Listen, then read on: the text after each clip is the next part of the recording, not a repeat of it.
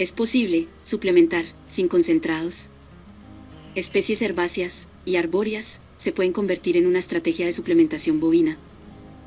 Ganaderos especializados en manejo de ganado doble propósito utilizan este mecanismo. Con esta acción se ahorran la inversión en concentrados.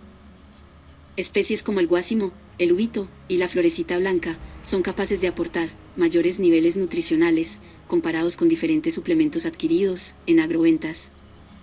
Al conocer y manejar las praderas de la finca, se puede nutrir al animal casi en su totalidad y tener buenas ganancias de peso diario.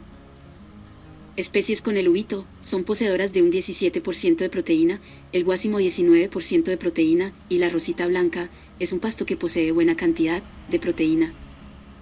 La finca productora Cantillo, en el departamento de La Guajira, al reemplazar la alimentación comercial por plantas nativas de la zona, ha generado ganancias de peso diario de 800 gramos por día por animal.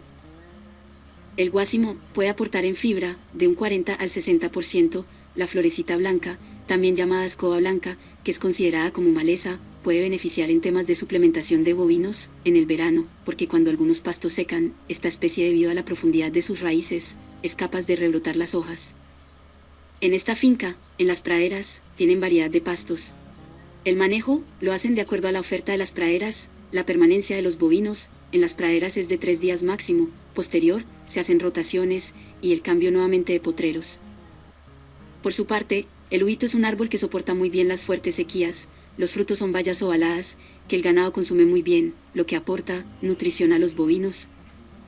El uvito también aporta buena humedad al suelo y sombra, además de nitrógeno. Gracias a la forestación, es posible la conservación de leguminosas, pues al existir más árboles, existe más sombra, y esta condición favorece al suelo, en el tema de conservación de humedad, y en consecuencia la vegetación vecina, es constante.